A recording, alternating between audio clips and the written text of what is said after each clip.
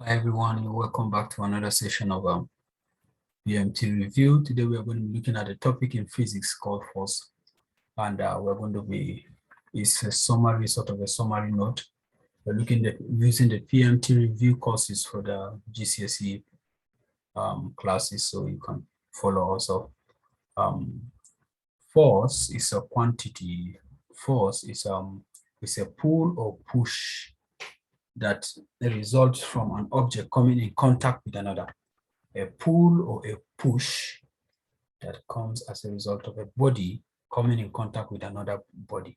Now, it is a mechanical quantity, and as a mechanical quantity, it is either a vector quantity or a scalar quantity.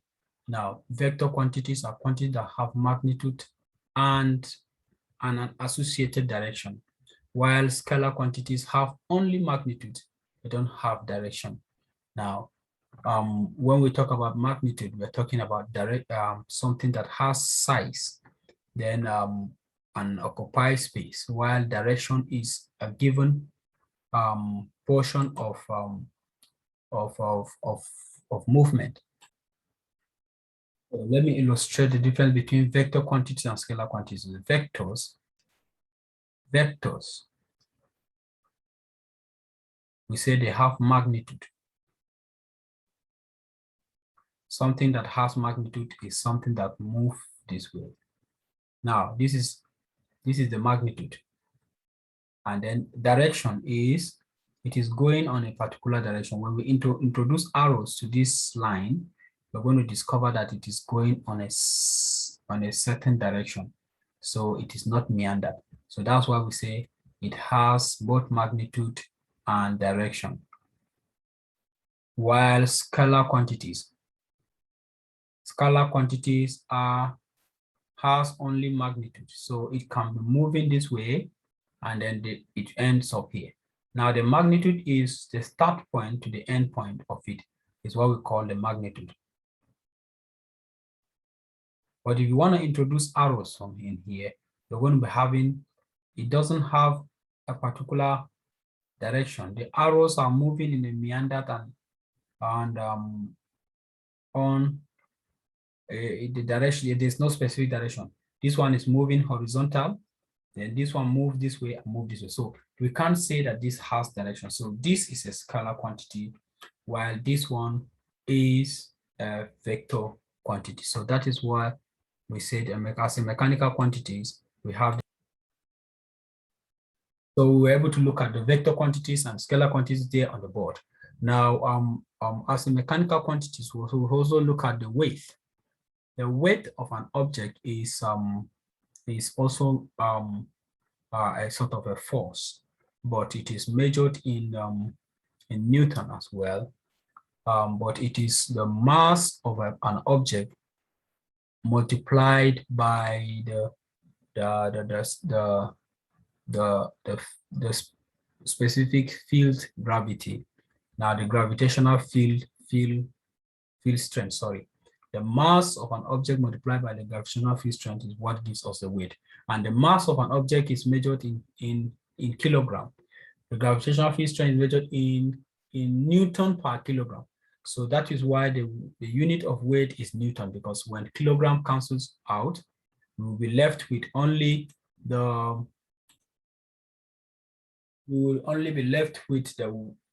Newton.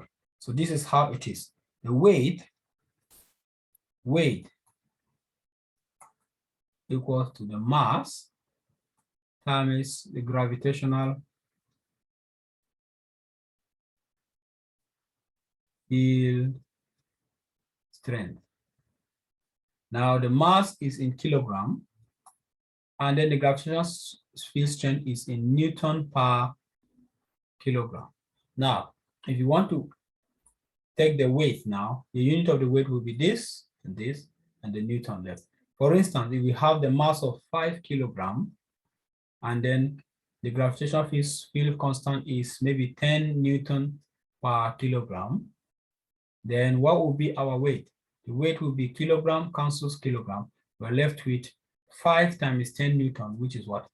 50 Newton. So the weight of this object is going to be 50 Newton. So that means the SI unit of weight is Newton. That was it on the board. Returning back to our summary note, we're able to look at vectors and scalar quantities. And also, when we're looking at the vector, we also look at the center of a mass is the single point where an object's weight is said to act. Now, we were able to define weight. We were able to look at the unit of weight. Now, the center of an object, the single point where an object weight is said to act is called the center of mass. Now, the resultant of a force is the sum of all the forces in all directions acting in an object. Now, the magnitude of an object is, we said the magnitude is the size of an object as it is illustrated there. Now, the weight is measured in Newton meters. Now, that was how I was able to look at, we were able to look at it. Now, coming back to the force, force itself is also measured in Newton.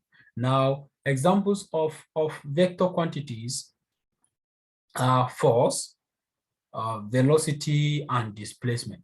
While some examples of scalar quantities are time, temperature, speed, distance. So let us go back to the board and see how we can illustrate that. Now, we were talking about quantities, vectors. We said they have magnitude and direction. Example of vector quantities are force. Force is a vector quantity. Displacement is a vector quantity. And velocity. Why? Now I'm going to explain that.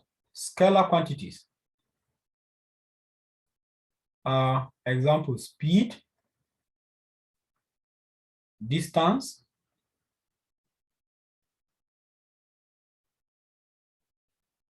time, temperature,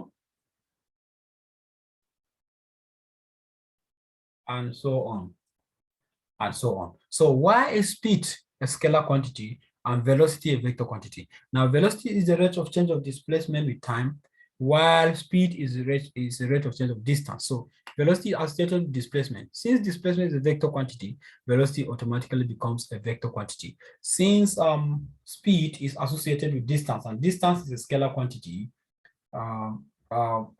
speed also becomes a scalar quantity.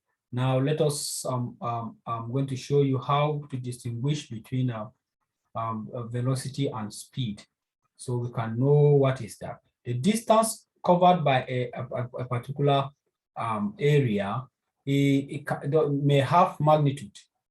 You can travel from a particular place to another place with meandered direction. You may not have a specific direction. So that is distance. So speed is distance, the rate of change of distance with time, while velocity is the rate of change of displacement with time. So that automatically gives us velocity as a vector quantity, speed as a scalar quantity. Why? Because distance is also scalar. Displacement is a vector quantity. So we return back to our summary note and continue with proceeding with our summary note. We're able to look at of the vector quantity and scalar quantity. Now, momentum. We're going to look at moment. Moment is the turning effect of a force. Now, force is associated with momentum. Force is associated with mechanical quantities. Force is associated with hooks. Now, we said vector is for example of a vector is force. Force is a vector quantity. So that was why it's associated now. But a force is associated with moment. Why? Because moment is the turning effect of a force. Now, the turning effect of a force is moment. Now, moment is something that has to do with equilibrium. And then what is equilibrium? Equilibrium is a clockwise movement when the clockwise movement equals to anti-clockwise movement. Now, moment is force times distance.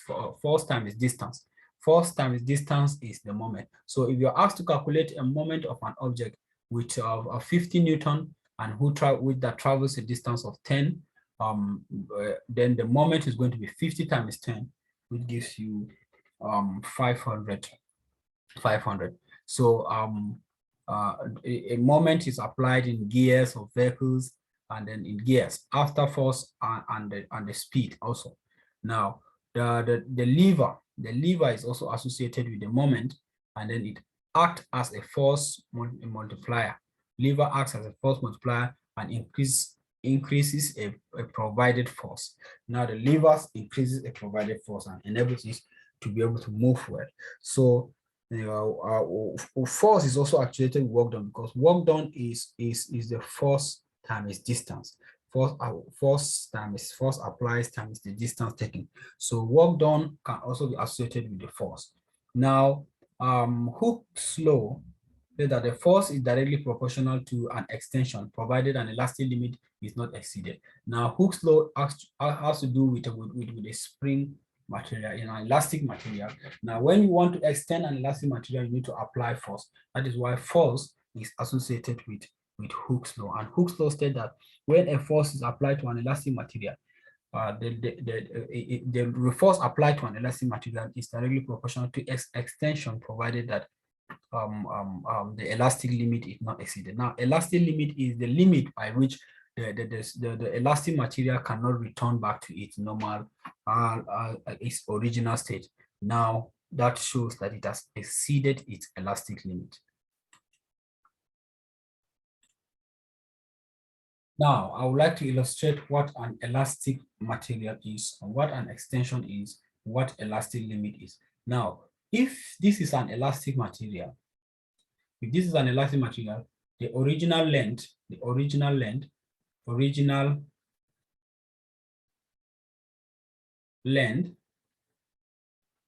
is given by, let's say, 5 meters. Now, if this elastic material has the ability to extend, when force is applied to this elastic material,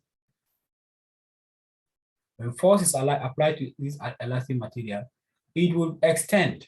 Now, the extension is, if the extension, after extension, the total distance now gives us, say, 10 meters, or let's say 8 meters.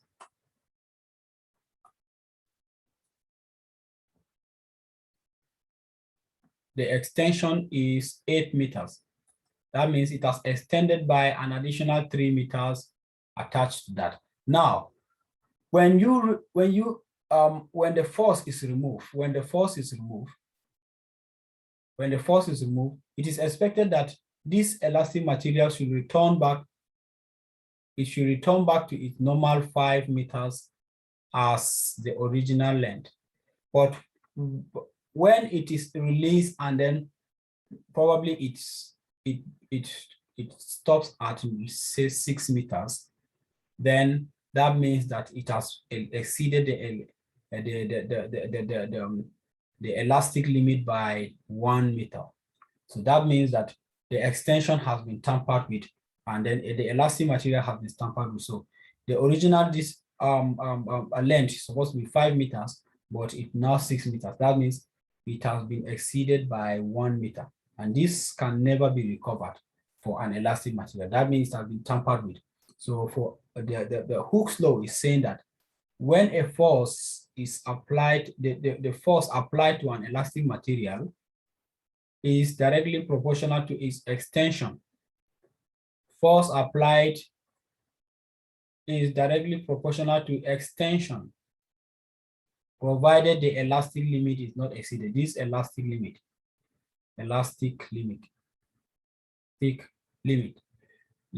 is not exceeded. So if the elastic limit of an extension is not exceeded, then it is ideal. So we're able to look at Hooke's law, and we're able to explain what elastic limit means, and what an extension means, and what an elastic material means. So the force applied to an elastic material is directly proportional to its extension. That is what Hooke's law states. Now K is given as a spring constant in the elastic material. Elastic potential energy is also provided there, and then the level of in the elastic material, we find the work done, which is force times the distance. Work done in making the elastic material to move is the force applied times the distance of the elastic material. So the force is actually measured in Newton, and then 1 joule of force is equivalent to one joule of force is equivalent to 1 Newton. So this is just a summary of force part 1. By the time we resume next time, we're going to be looking at the force part 2, and looking at how pressure is associated with force, and if some other things, maybe we pick some examples and calculate them. So if you are just watching for the first time, strike the subscribe button and just subscribe to this, like the button and share it. Thank you for watching, and goodbye for now.